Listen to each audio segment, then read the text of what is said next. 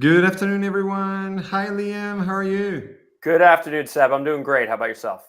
Very good, thanks. Great to have you here. Great to be here. Happy Wednesday. I love talking about customer onboarding and adoption, so I'm looking forward to our conversation. Yeah, and I hear that you're about to go on a trip soon, so we'll try and get this wrapped up soon enough so you can get going. I appreciate that because it's dreary weather here in Amsterdam, and I'm looking to go over to Italy, and hopefully the plane takes off tonight. So let's talk customer adoption and onboarding, and then I'll enjoy afterwards with a nice Italian wine. You'll be boarding right after that. Exactly. Awesome. Excited to have you here. Welcome, everyone. This is, I think, the ninth edition of our Unlocking Success webinar series. We're very excited to host Liam today, who's going to talk about tips and trips and share best practices that no other than Content Square. So we're excited about that. You're joining us from a number of different platforms today, including LinkedIn, YouTube, our Melting Spot platforms. Wherever you are, feel free to drop any questions you have in the chat. Don't hold them up. Fire away your questions. We'll take them as we go. I'll try and take all of them, keeping my eyes on all 5 platforms as we speak. I'm sure I can do that. So don't be shy. Ask any questions you have. And let's get started. I'd love to hear about yourself first, Liam. Who are you and what are you doing at Content Square? Well, I love that you mentioned that you're on 5 platforms today because Content Square is an amalgamation of lots of different platforms, which we'll get into. But before I dive into that, it's great to be here. My name, as you mentioned, Seb, is Liam. I'm an American, which many of you all can hear from the accent, but I have lived in Amsterdam for the last 10 years. So I'm a bit Dutch, bit American, kind of a bit of a melting pot of different cultures. Moved out here for a wonderful career opportunity and have never looked back. And Amsterdam and the Netherlands is now very much home for me. After about 4 different companies, all focused on software, I've now moved into Content Square for the past 3 years, overseeing our customer implementation, customer onboarding, and over the past year or so, our customer training and adoption teams. Content Square is actually a French-founded company. We're a French unicorn and now kind of both French and American. And we are a digital analytics platform. And as I mentioned, we're kind of an amalgamation of lots of different technical platforms. And we cover all different customer segments from SMB to mid-market to enterprise to strategic. We cover both experience analytics and product analytics. The way I always like to describe this is it's kind of analytics on steroids. So it's much more deep dive than the traditional Google Analytics or web analytics, the kind of core analytics platforms that you all would think. So we look to share with our customers more about their consumer and customer experiences.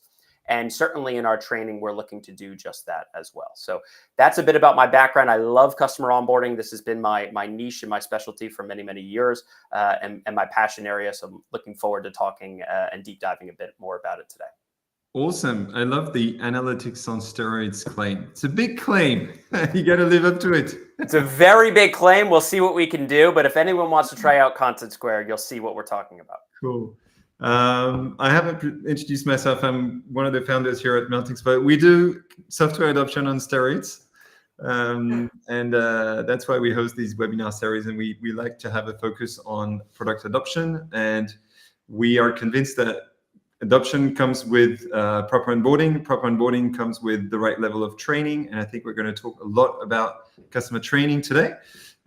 Before we do that, let's dive a little bit into the topic of onboarding first. I'd love to hear about what you would define as a successful onboarding. We're very familiar with the concept of time to value, TTV.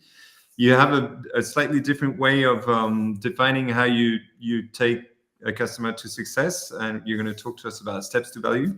But yeah, I'd love to hear about that. So it's interesting, the product adoption is key to software as a service's success. So we are looking to make sure that our customers are able to use the platform and that they're able to become raving fans about it. They're able to get value out of that platform. So when we think about onboarding, we're looking for that type of an outcome as our value metric. Now, everyone in the SaaS space and in the onboarding space talks about time to value. but the definition of value differs quite widely depending on the company that you're talking to. For Content Square, we're thinking about weekly engaged users as one of our value metrics for our product. So our product is looking at how quickly can we get a new customer into the platform and driving some sort of engagement metric, some sort of task in the platform. Our onboarding team mirrors that definition of time to value, but we expand on it a little bit. We think of our onboarding journey, particularly for our mid-market, our enterprise, and our strategic customers, as a very high-touch onboarding journey. So most companies right now are trying to use AI. They're trying to move kind of much more towards the low-touch model, product-led growth model, really trying to optimize without humans. We are certainly thinking about tips and tricks and ways to use AI to build more efficiencies, and we'll talk about that in just a minute. But really what we're looking to make sure of is that the customer has someone to walk them through their onboarding journey. We've structured our onboarding team in a way where we have a program manager, think of it as a project manager and a client relationship manager in one, that guides customers through their entire journey. We also have two core stages in our onboarding. One is the implementation stage. I think of that as like building a strong foundation for a house. If you don't have a strong foundation, the house is going to topple over at some point. So our implementation team custom scopes our onboardings with customers, make sure that they have the right analytics approach to accomplish their key business objectives down the road. Then we do live training. We spend about 20 to 25 hours with customers going through both core trainings as well as use case labs. These are more value-based trainings. So trainings very targeted to the customer outcomes they're looking to achieve. So when we think about value, we think about bringing customers through these steps, very high touch journey and a high touch model. The Content Square platform in and of itself is certainly requires some training and enablement. And we're working over the next, hopefully, year or two to actually make the product much more simple to use. But as of now, we've adopted this high touch model to make sure that we're catering to our customers and making sure that they hit a point of product adoption. So back to the key point, time to value to me is that customers are autonomous in the platform, that we've given them this training program, and that they're able to run their use cases and their analyses in a way that's driving their key business objectives. Awesome. Super high touch indeed. We're gonna touch on it again later in this interview and ask questions around whether you should be charging for this model, because I suspect this is high investment on your side. But before we do that, I'd be interested in, like, it takes two to tango. Do you manage to get enough engagement from your customers in this implementation and then onboarding / training phase? Because you might have the best engagement managers, you might have the best trainers. If you don't have someone who's actively engaging, learning, practicing on the other side, how do you manage? I love the question because we constantly talk about what are the top challenges to onboarding success, and one of them is client readiness. And when I think about client readiness, it really starts during the sales process. It starts on nurturing your client as you're bringing them into the partnership with your software. It starts about in making sure that they have the right teams assigned, the right users profiled, the right skill sets, that they understand their use cases. You're kind of going through a lot of that in an ideal sales process. Then you get into the post-sales journey, and we actually spend quite a lot of time, about 2 to 3 weeks, with customers going through a robust scoping exercise. So we like to understand from customers, working backwards from what are they really wanting to achieve with the platform? What's their key business objective?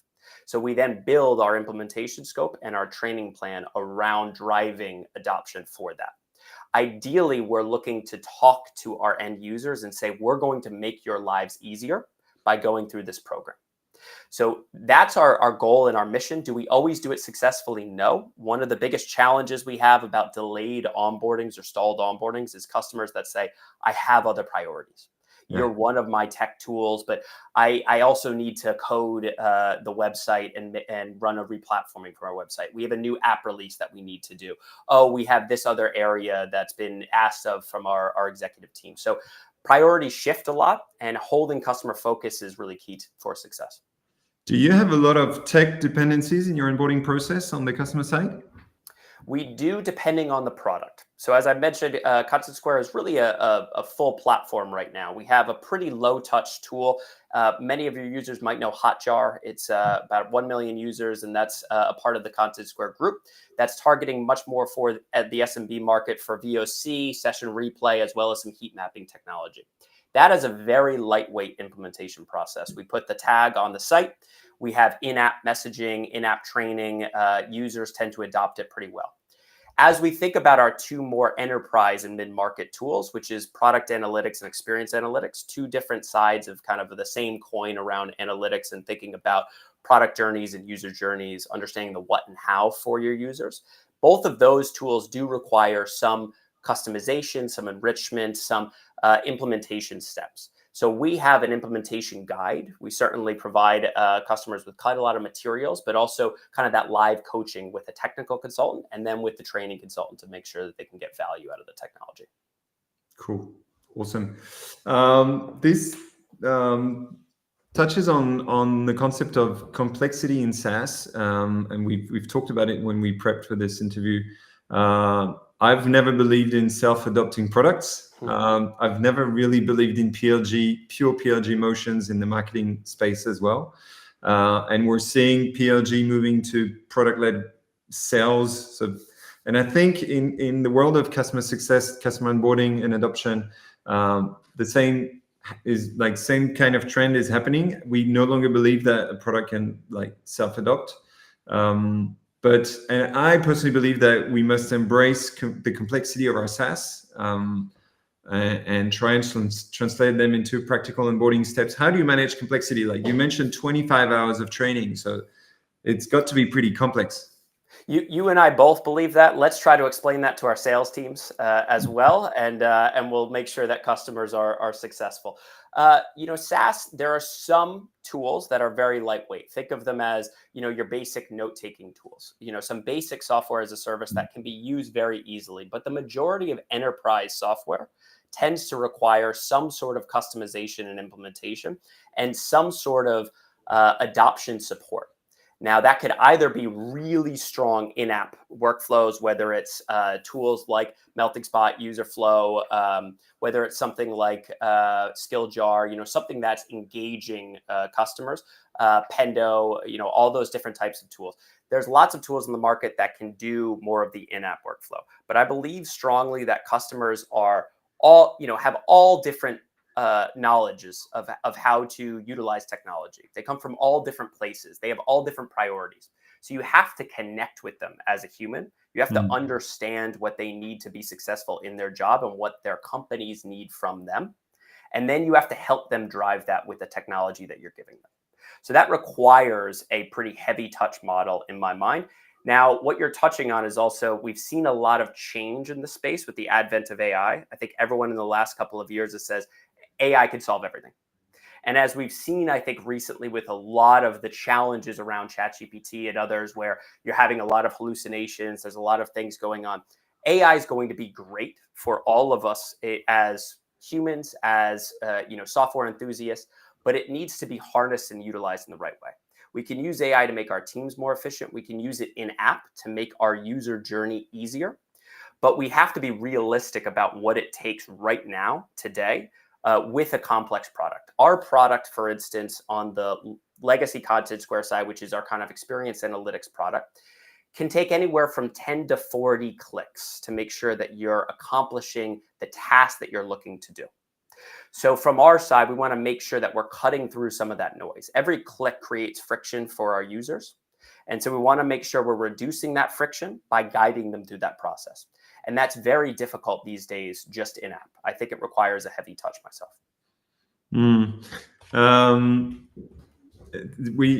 I wonder if AI can fix software adoption. You mentioned that AI can certainly help our teams better serve our customers. Do you reckon that the right AI, the right agent inside your software could be able to replace your engagement managers, your customer success teams altogether down the road? So we've interestingly just rolled out Sense AI, which is kind of our core AI platform within our experience analytics and our product analytics platforms. Sense AI is really interesting. We started at kind of a traditional chat. Hey, can you help me with this? Hey, how would you facilitate this? And we're now thinking about moving towards Sense the agent. So really augmenting the analyst on the user side and really helping them accomplish their mission of running a full analysis, coming up with insights that they can roll out within their business in a much quicker way. So I think that as we continue to mature that technology, it will reduce the need of humans engaging in some of these steps. With that said, I still see that, an analytics platform like Content Square, the value is not just on value generated in the platform, it's on value realized. It's how a company is going to embed those changes into their website or mobile app to engage their users better. And to make those changes, we have to cut through some of the internal dynamics within organizations. And that requires consulting. It requires humans to come in and say, how can you do this most effectively? So I don't see it taking away the role. I see it evolving the role. The role of the onboarding team will change much more into the consultant and less into the doer. Interesting.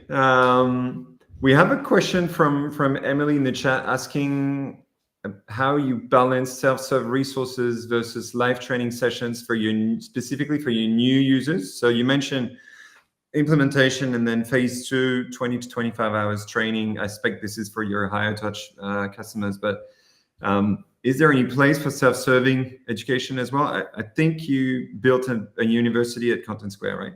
There certainly is, Emily. Great question. We have both a really large university for our users. We're sitting kind of our LMS's skill jar right now. We have a community as well on Gainsight inside it, where our kind of community members can engage as well. So we have the tools for customers to grow through certifications. And we actually ask that all customers go through basic certifications in the beginning to kind of gain general knowledge about the tool. Right now, we're working to up-level those certifications to bring them to a point where we would reduce the need of humans engaging in these kind of core trainings. Because when we think about our training program, it blends first kind of core platform training, so the basics of product adoption, the point and click, as well as the more value-based trainings. How do you think about running an analysis using a tool like Content Square? How do you come up with the right questions to ask? How do you roll out those analyses, those insights into your organization? So those, I think, still have a really strong place in the evolution of Content Square. But I think a lot of the kind of point and click platform adoption will hopefully become more self-service, both in-app with better user flows, as well as through online certifications and improvements that we're making there. Cool. I like the prerequisite, the preliminary certification that you force your customers to take before they start engaging with your team. I suspect because you want your users to be at least have some degree of understanding of what Content Square does before you can properly serve them. I will say this: we try to have our users. We try to require that as a prerequisite. We've actually added in about 6 months ago these core trainings for all of our new customer onboardings because we realized that customers, it was very difficult to force them to go to the certifications beforehand. And so we wanted to make sure that before we got into more value-based training, that they had a preliminary and foundational knowledge of the platform. So we do that live. We bake that into our onboarding packages. But we really push customers to go through certifications. Our adoption rate for certifications really ranges depending on the customer and the vertical, anywhere from kind of 30 to 70%. So we see a lot of customers that do use it, and particularly for upsold customers or new teams that are getting added, we try to push them to the certifications first. Okay, awesome. And how do you, so back to this university that you've built, how do you bake dynamic content into it? Typically when you launch a new product or a new feature, how do you like bring your product marketing teams in? Do you run live sessions? Do you have like customer webinars? We do. We have virtual classrooms. We conduct quite a lot of one-to-many trainings. We do either monthly or every other week, depending on the topic and the context. Those tend to range from new product updates or really thinking about Ask an Expert and training them on very specific elements. We have great adoption of those. The attendees range anywhere from 50 to 300 plus for many of those sessions. So we see quite a lot of customers really wanting that continuous education. I will say for every software company, certainly every company I know of, it's always difficult to keep your users informed about product changes, especially in a fast changing and fast moving product landscape. We at Content Square are making quite a lot of changes. We're migrating platforms together. We're kind of bringing our full product suite completely into one tech stack. And so we're making a lot of changes through that. We're rolling out a lot with AI. We're rolling out a lot of cool features. It's very difficult to keep users informed. So we do a lot of conferences and blasts. We have our CX Circle, which is actually coming up in New York in next week. And with that, we try to talk to customers about some of the new changes that they're about to see in our product roadmap. And then we do some of these one-to-many trainings, as well as provide access to quick videos on our university. Cool. Another question from Elizabeth asking what strategies you found most effective to increase adoption for underused features. Hey, Elizabeth. So that's a challenging question because in some ways, the feature adoption is something we've actually moved a little bit away from. We realized that at Content Square, we were hyper-focused, specifically in our product team a few years ago, on feature adoption. And we realized that that was missing the wider concept of kind of full user adoption and what customers need to be successful. Our product team certainly looks at feature adoption. They're monitoring what features are most useful. Why are they most useful? For those that aren't adopted, why are they not adopted? We've run internal campaigns through our customer success team, our product and customer success team, to kind of engage on how to increase adoption for those features. And we'll do direct outreach to customers, whether that is direct marketing blasts on things you should know, tips and tricks. We have a number of users that have opted in for our product updates. We do release trains and release updates as well. And we make sure that we're training our internal teams on new features that can be of high value to customers. So our Sense AI has been a big thing now. We've just recently changed all of our trainings to kind of include some of the information about Sense. And we're really trying to push that because we know that it's going to have a material benefit on our end users. Cool. Thanks, Liam. I said earlier that we touched on the topic of billable CS, billable customer success, seeing how much time and effort you put into your onboarding process, including this 20 to 25-hour training program. There's obviously a question that jumps to mind. How do you make it valuable to Content Square? Because I think it's probably highly costly to run these sessions. Do you charge? Should you charge? Can you charge? This is a very hot button topic within software companies right now. We have started to charge over the last 2 years. So we've gone from a all included in subscription model where we had a client success program that was incredibly high touch, which also means very costly for the organization. It included your customer success manager, education, support, implementation services, and a kind of on the side consultant that we called our solution expert. It was a large team that was supporting our customers, which was incredibly valuable for our customers, but not only drew a high cost for us as an organization, but also meant that many customers weren't at a level of adoption that we were actually looking for. They were looking to our teams to augment them and to provide them with analyses instead of building a level of autonomy in the platform that would allow them to drive the analyses themselves. So we started to pivot and we started to think about customer engagement. What do customers need? How can we not only charge for it to cover our bottom line, but also make sure that we're providing the right level of value for users? And so we built out a very high touch model. We do charge for it. Our packages range in price. And there's something that we find has actually driven higher engagement during onboarding. We found quite often when I started at Content Square 3 years ago, we were really struggling to get customers enthusiastic about the implementation process, especially with a lot of customization. And because they weren't paying for it, they said, oh, I'll get to it tomorrow. I'll get to it tomorrow. And in what happened was we would have 6 months, 9 months go by, and we were realizing, oh, wait a minute, renewal's coming up. We need to make sure that this customer has a strong renewal case. How can we rush the adoption and the implementation now? So we've tried to pivot that model, say, hey, you're paying for a shorter onboarding project. We want to get this done in 3 months. Let's work together on the right plan for you. So I really love the billable model. I love it because I actually think it drives the right outcomes for your users. It also, from a kind of internal perspective, allows for team leaders to make sure that they're managing budget effectively. We as an onboarding and training team are not just a cost center. We're a value driver as well. We're a revenue driver. And so that helps us make strategic decisions within the organization. So I see a lot of benefit to this. The drawback, however, is you can potentially cannibalize the revenue that you're bringing in subscription fees, which everyone knows for SaaS, your valuation is driven by your subscription fees, not your one-time fees.